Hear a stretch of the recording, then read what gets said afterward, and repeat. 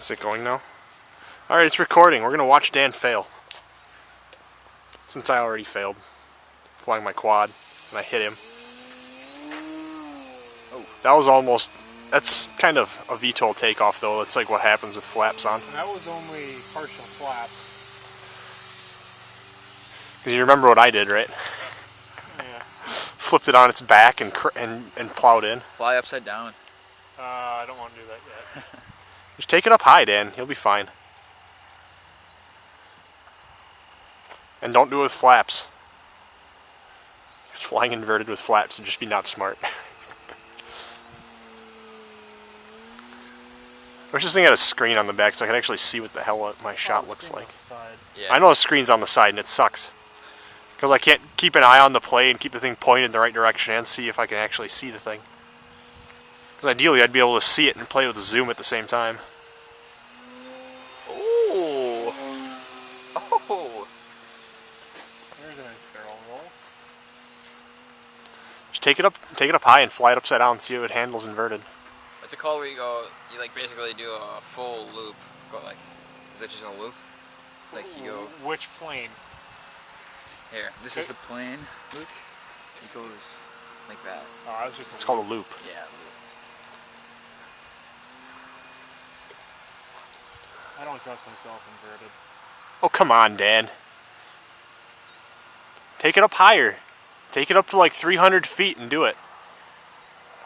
Because then if you screw up, you've got plenty of altitude to That is correct. high and far away. That's not that far away. It's only at like 200 feet. We'll just flip it upside down right now and see how it handles. There you go. Oh, that is awesome. I You don't stalled like it. that. You had the nose too high, you stalled it. Seems like a quick recovery though. Dan, if I can fly the Sparrow inverted, you can fly this thing inverted. Yeah, but you gotta remember what I'm used to flying. Flying wings. Yeah, but those are, like, you don't fly those inverted because there's no point in flying them inverted. They look the same. You should be used to losing orientation when you flip it upside down. Because, like, when you're inverted, you know, like, if you end up going straight at the ground, you just pull back on the stick and suddenly you're flying straight. You just have to know which direction. And it isn't that bad. If you hand it to me, I'll fly it inverted. No, you can fly your timber. My landing gear's broke.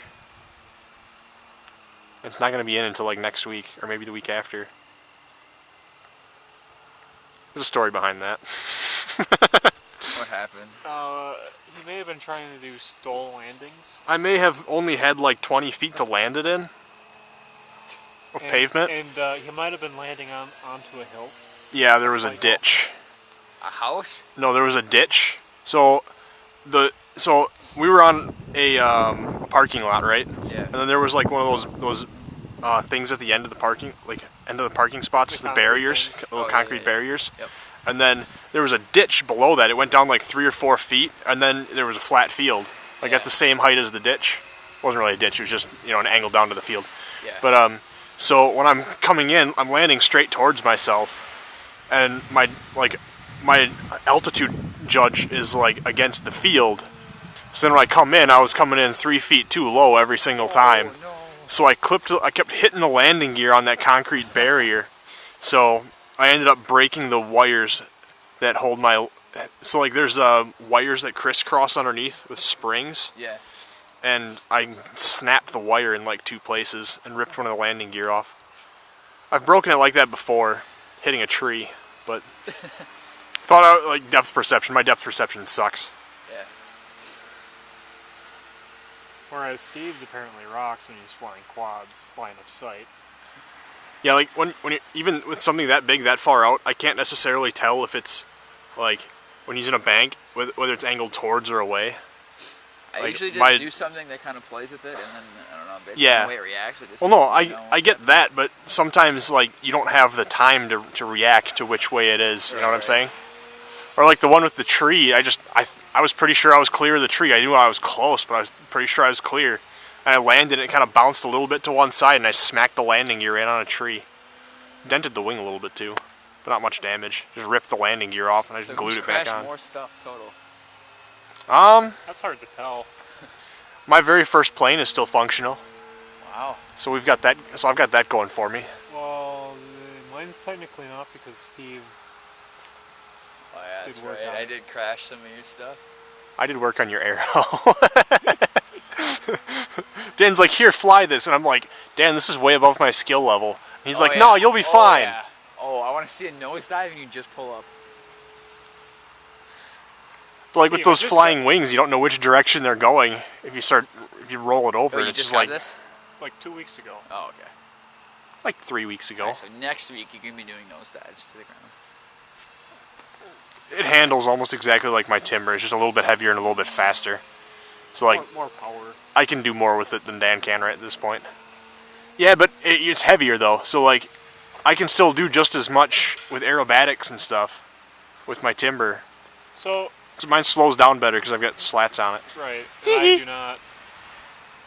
The timber you can basically stop. Mine's.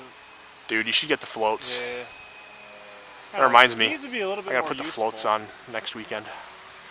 Going up north next weekend.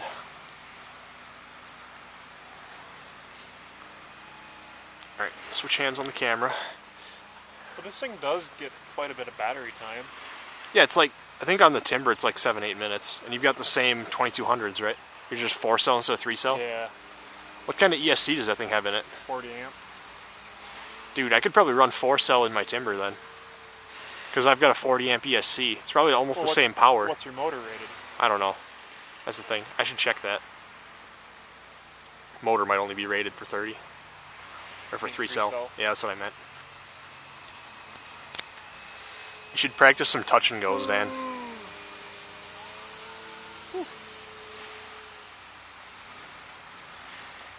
Yeah, like Dan said, the benefit of learning from my mistakes on my timber.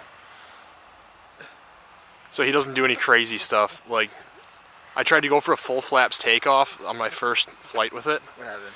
And so when you punch, he did very much encourage it. But when you put the flaps in and you punch throttle, it noses up really sharply. Oh yeah. With that tree. I should probably be following the plane with the camera. I would imagine it would go like. So I went like this, and it was coming right back at my face in like do? 2 Just seconds. cut it and just catch it, or? No, I plowed it straight into the ground. I cut throttle and ducked out of the way because it was going to hit me if I didn't move. And there was stuff behind me, so there was no like pushing the nose down or anything and getting it out. How bad did it? I took the entire nose off. I did a lot of gluing. Ooh. There is a touch and go.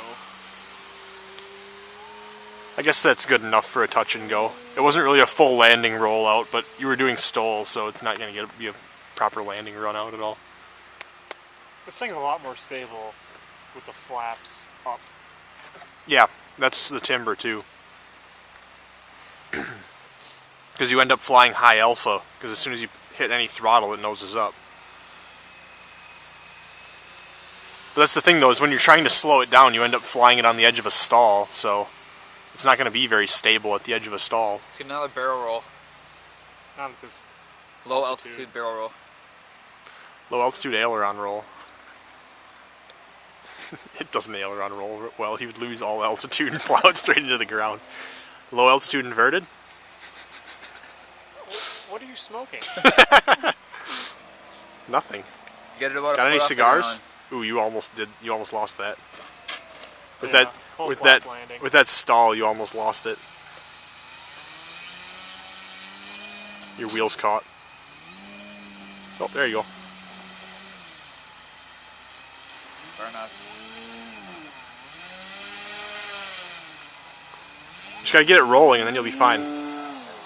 Oh, that was close. Oh, that was less than close. Oh, that was lucky.